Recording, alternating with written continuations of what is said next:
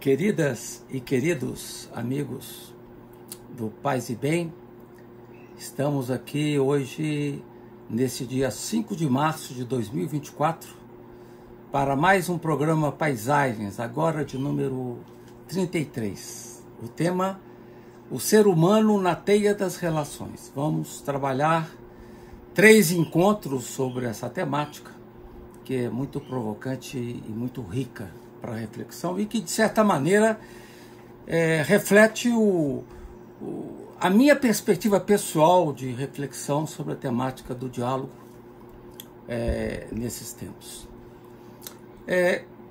Caminhos que me levaram para esta reflexão mais ampla do diálogo.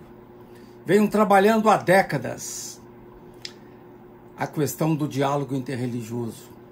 É um dos temas candentes nesse primórdio do século XXI.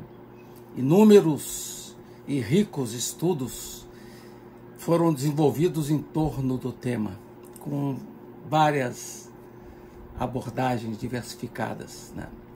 Com o tempo, fui me dando conta que a questão do diálogo era ainda mais ampla que o diálogo entre as religiões. Ampliei minha reflexão para abrigar os temas do diálogo entre espiritualidades, mas continuei percebendo que o tema ainda era restrito. Avancei para o diálogo interconvicções, de modo a poder situar no debate aqueles que não se entendem como religiosos, mas que estão igualmente em cena quando se trata de dialogar. E agora, em anos mais recentes, fui percebendo, com a ajuda de cientistas de várias áreas das ciências humanas, e não só humanas, mas ciências biológicas, um passo que se mostra ainda mais radical e inclusivo, que é o tema do diálogo interespécies. Para tanto, foi essencial a pista aberta pela antropóloga americana Anna Tsing, nascida em 1952. Foi uma luz que se abriu na minha mente, desvendando caminhos novidadeiros para a minha pesquisa de teólogo adaptado, como eu gosto de me chamar. Teólogo que busca entender a reflexão teológica como ampliação das malhas de entendimento, tendo em vista os novos sinais dos tempos.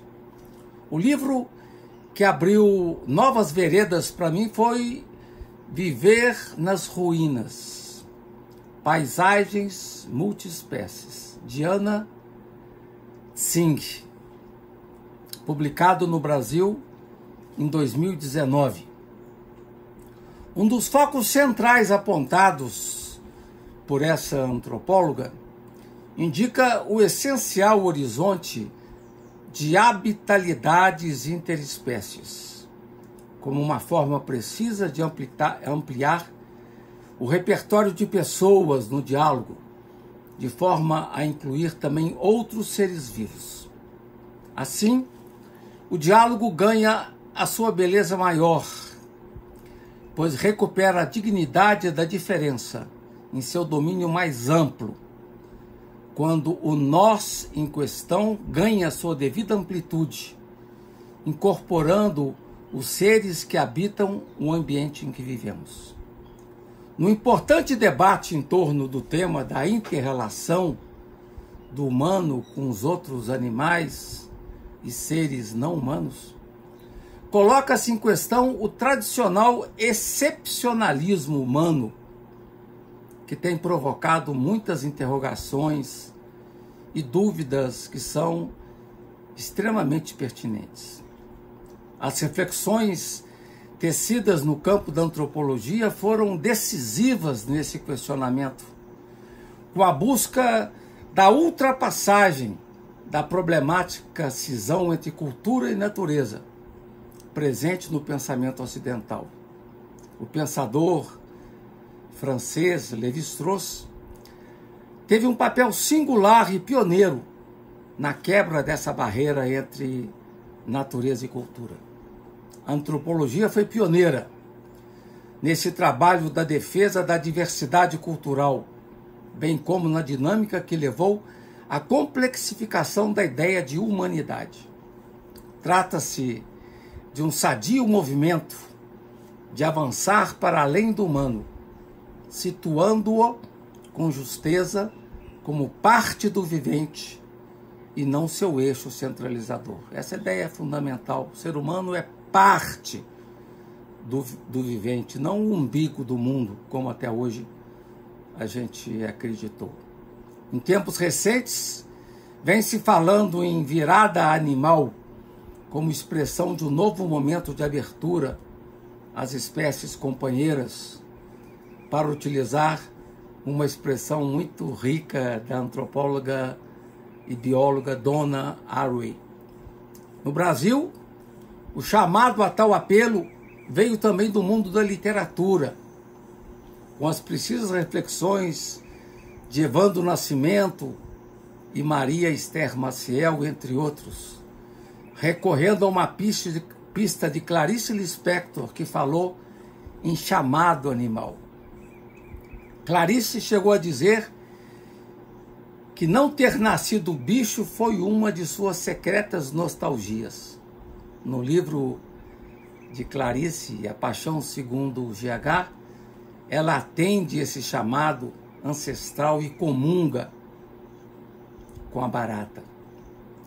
A criativa expressão espécies companheiras, cunhada por Donna Haraway, vem justamente resgatar a alteridade significativa que habita o mundo dos animais, entendidos como companheiros na mesma jornada da Terra.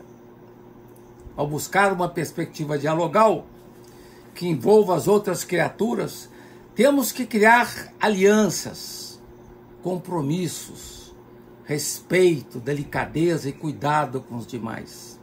Ailton Krenak fala em reverência e também em alianças afetivas que pressupõem afetos entre mundos não iguais, sem desconhecer o que há de íntegro e digno em cada ser particular. Em tempos de recuperação do pensamento animal em várias áreas do saber, testemunhamos igualmente a emergência de uma reflexão vitalizadora sobre o mundo vegetal. É o que ocorreu no Brasil, num evento único ocorrido no final de 2021, com o Festival Literário de Paraty, a Flip, que dedicou seu mote ao pensamento vegetal. O despertar de interesse pelo mundo vegetal é hoje um fenômeno amplo, envolvendo várias áreas de conhecimento, como as ciências biológicas, a política, a literatura, as artes e a filosofia.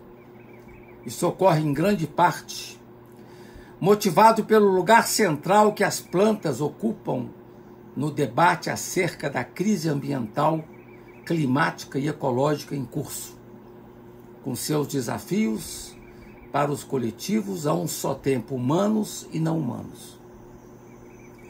Quando somos brindados com o dom de ver, somos testemunhas da abundância de vida que nos rodeia por todos os lados.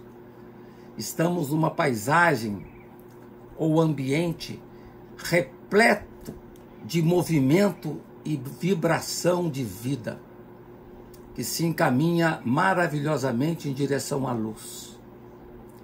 Estudiosa do mundo invisível dos fungos, a antropóloga Anna Tsing nos faz um convite.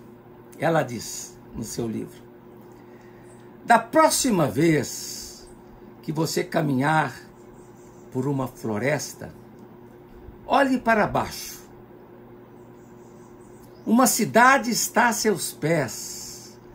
Se você fosse de alguma forma descer sob a terra, você se encontraria cercado ou cercada pela arquitetura de teias e filamentos. Os fungos criam essas teias à medida que interagem com as raízes das árvores formando estruturas conjuntas de fungos e raízes chamadas micorrizas.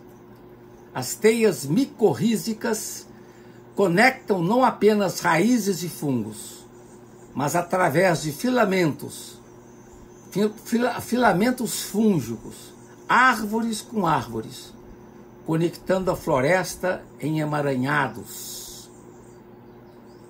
Essa cidade é uma cena animada de ação e de interação. O que existe sob nossos pés é uma verdadeira cidade subterrânea, movida por vivas e criativas interações de vida, de transações cosmopolitas. Os que derrubam as florestas não se dão minimamente conta da violência que praticam ao agredir esse tecido de relações. Esse emaranhamento subterrâneo é o que constitui a textura da nossa vida. Até meados do século XX, as bactérias e fungos eram classificadas como plantas. Hoje em dia ganharam independência, tendo uma classificação à parte como reinos independentes. Por anos a fio, não se teve um consenso sobre o que são realmente os fungos. Como mostrou o biólogo Merlin Sheldrake, conhecido por suas pesquisas sobre as redes fúngicas subterrâneas nas florestas do Panamá, o sistema taxonômico de Linneu foi projetado para animais e plantas e não lida facilmente com fungos, com os líquens e com as bactérias. As cadeias micorrízicas, como indicou Sheldrake, conseguem ligar árvores em redes compartilhadas chamadas de internet das árvores. É desse mundo invisível que brotam por todo lado os cogumelos, que nada são senão os esporomas, ou seja, o local onde os esporos aparecem. É incrível o poder de resiliência desses fungos e cogumelos. São muito mais resistentes que os seres humanos para enfrentar as adversidades.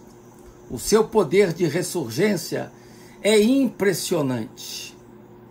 São poucos os ambientes onde se veem obstruídos.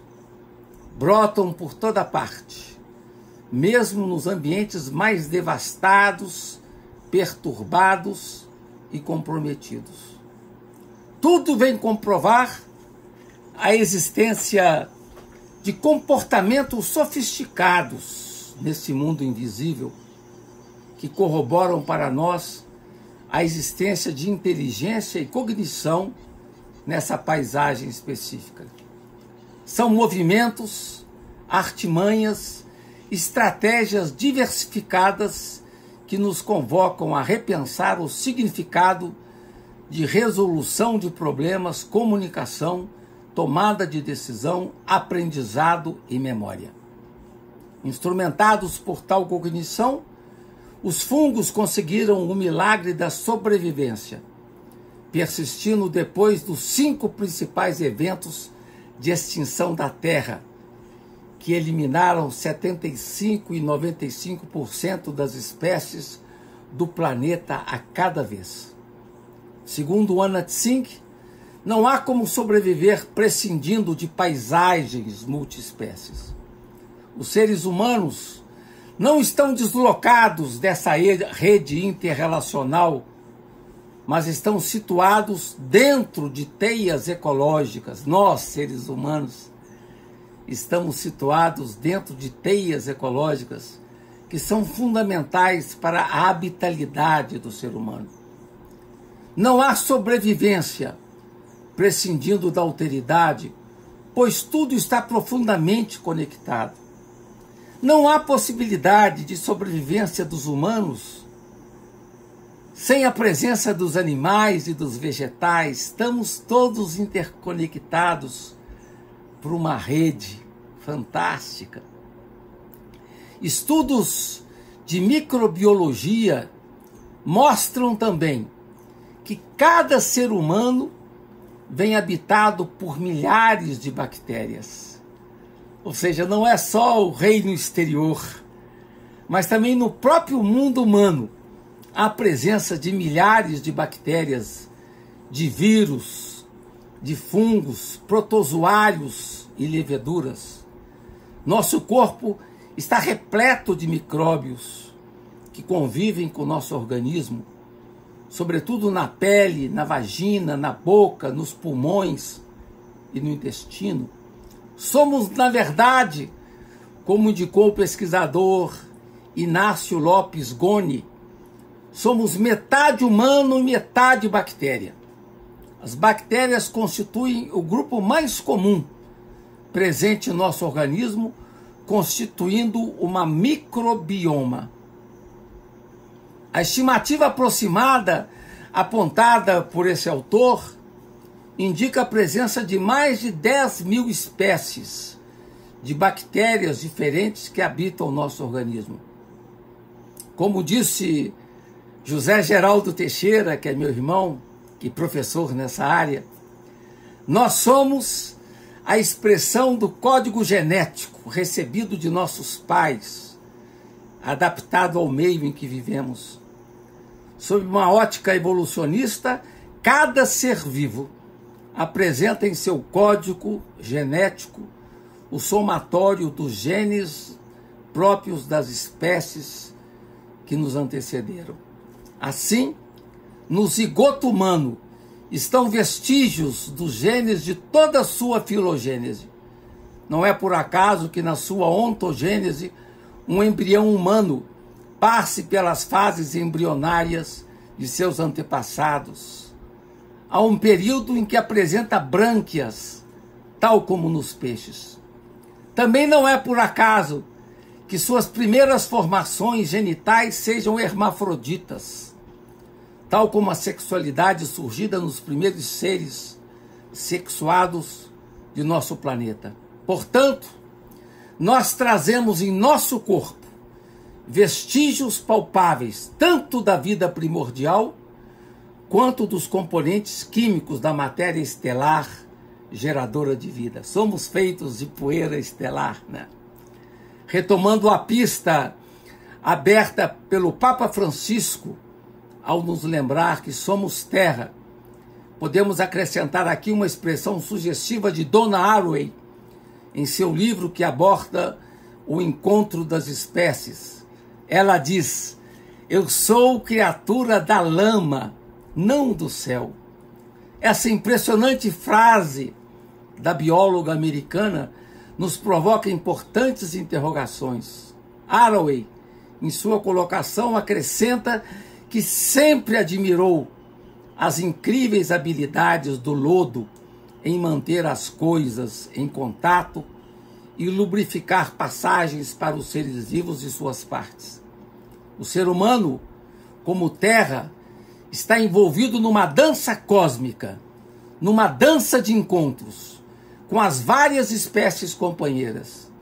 Desse lindo emaranhado vai se tecendo as malhas da vida, com todas as suas surpresas, mistérios e incógnitas. Donna Haraway prefere definir-se como uma compostista em vez de pós-humanista, pois sabe muito bem que nós humanos estamos emaranhados como compostos que vão se transformando e plasmando novas e inéditas formas de vida. Com isso, queridas e queridos amigos do Paz e Bem, terminamos esse nosso programa Paisagens 33 e retomamos essa mesma discussão na próxima semana. Um abraço a todos, paz e bem e até semana que vem.